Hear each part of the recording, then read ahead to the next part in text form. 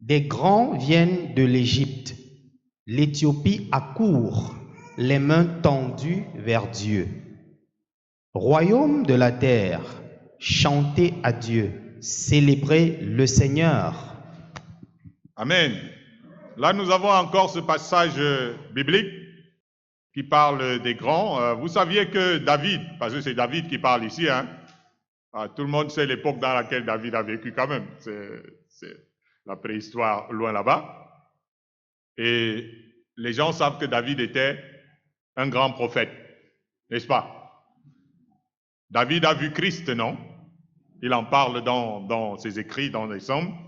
David a vu le complot contre Christ, non? Par exemple, si vous lisez le psaume chapitre 2, David a vu la trahison contre Christ, non? Il en parle dans les psaumes. David a vu la crucifixion de Christ. Si vous voyez par exemple le psaume 22 ou quelque chose comme ça, David a vu la résurrection du Christ. Pierre va citer cela même le jour de la Pentecôte. Et ça, c'était des siècles avant la venue de Christ. Mais David a vu aussi de grands hommes et femmes africains qui allaient impacter les nations. On a toujours voulu nous faire comprendre que les grands chez les Noirs, ce sont les sportifs et les chanteurs. C'est ça, non? Les grands chez les Noirs, c'est les sportifs et les chanteurs. Il est vrai que les Noirs ont eu les meilleurs, à l'instar de Pelé, Ali, Jackson, Bolt et même Bob. Il y a aussi des têtes pensantes, de très grands savants et inventeurs noirs. Et il y en a encore. Nous avions eu dernièrement des grands, qui ont, même Obama, hein, c'est un Américain. Parce que quand on dit Mandela, c'est un Africain, Obama, c'est un Américain, c'est vrai ça? Et nous avons notre président ici, et bien d'autres. Nous n'allons pas toujours décorer les gens à titre posthume. Avec le réveil de l'Afrique, on va en découvrir un nombre insoupçonnable. Gloire à Jésus. Mais cette prédiction de David est la responsabilité de Dieu, qui veut donc en susciter.